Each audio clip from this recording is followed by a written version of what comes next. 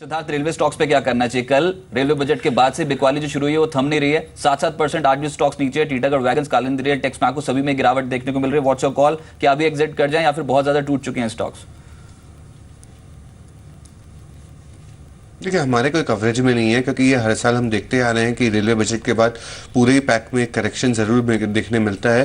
तो ये उसी हिसाब से सेल ऑन इवेंट है, तो उसी हिसाब से पैन आउट करेंगे क्योंकि फंडामेंटल्स काफ़ी ज़्यादा इंप्रूव नहीं हुए हैं। हालांकि ऑपरेशनल परफॉर्मेंस पूरे रेलवे के अगर देखा जाए तो वो इंप्रूव होते जा रहे हैं नए मिनिस्टर द्वारा।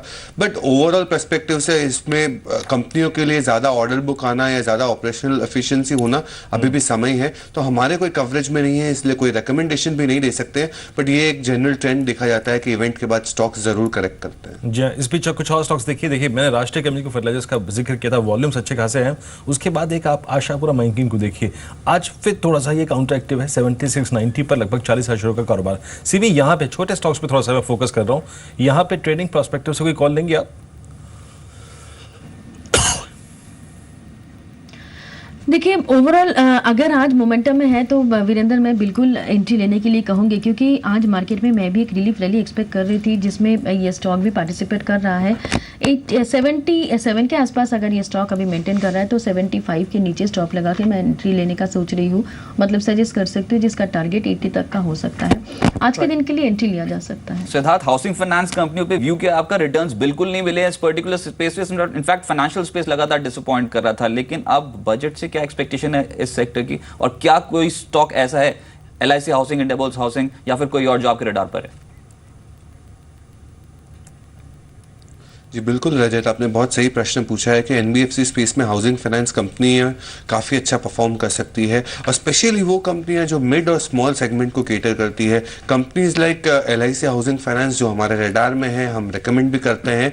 LIC हाउसिंग फाइनेंस मिड और लोअर सेगमेंट को केटर करती है, जहाँ पे 25 से 30 लाख रुपए का लोन दिए जाते हैं। यही सेगमेंट में एक्चुअल रियल ग्रोथ देखने मिल रहा है और आने वाले समय में और मिल सकता है बिकॉज ऑफ बहुत सारे स्कीम्स जो आ रही है गवर्नमेंट द्वारा, जैसे कि स्मार्ट सिटीज है इत्यादि। और ऊपर से अगर डिसबर्सल्स की बात करें तो 17 से 18% का डिसबर्सल देखा जा सकता है LIC हाउसिंग फाइनेंस द्वारा। ओवरऑल इनके जो लैब बुक्स है ये भी इंप्रूव हो रहे हैं। तो LIC housing finance being a strong parentage, इस पे दाव लगा सकते हैं हाउसिंग फाइनेंस कंपनियों में। जी, इस बीच आप देखिए निफ्टी धीरे धीरे नीचे की तरफ खिसकता हुआ।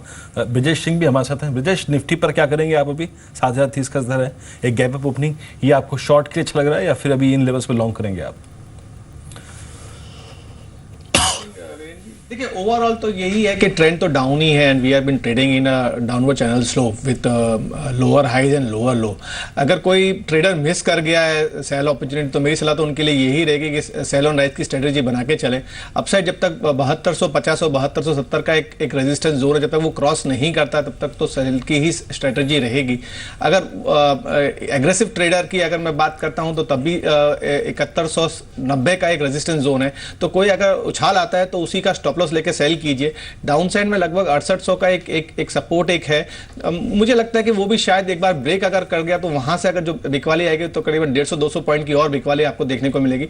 तो इन शॉर्ट यही रहेगा कि सेल ऑन राइज की स्ट्रेटेजी लेके चलेंगे और हो सकता है आने वाले दिनों में आपको एक नया 52 वीक देखने को भी मिल जाए। राइट सिद्धार्थ, इनफैक्ट एक ट्रेडिंग सेशन बचा है बजट में और दो सेक्टर्स, एक तो डिफेंस और दूसरा लॉजिस्टिक्स। एक एक पिक बताएं, दोनों में से क्या खरीदा जा सकता है? देखिए, लॉजिस्टिक्स की अगर बात करें तो लॉन्ग टर्म पर्सपेक्टिव से हम मानते हैं, हालांकि अभी नतीजे बहुत खराब आ रहे हैं, डिसअपॉइंट कर रहे हैं, बट गेटवे डिस्ट्रिक्ट पार्क ये एक कंपनी हो सकती है जो लंबी अवधि के लिए देखा जा सकता है। और डिफेंस में मैं प्योर डिफेंस प्ले के साथ जाना चाहूँगा, वो है भारत इलेक्ट्रॉनिक। ये साल में भी 10,000 करोड़ का ऑर्डर मिल सकता है। बजटरी एलोकेशन के हिसाब से आने वाले साल में भी काफ़ी ऑर्डर बुक पाइलअप हो सकता है। ऑपरेशनल एफिशिएंसी स्ट्रॉन्ग है, डेट फ्री कंपनी है, बैलेंस शीट काफ़ी अच्छी है। Pure defence play Bharat electronic.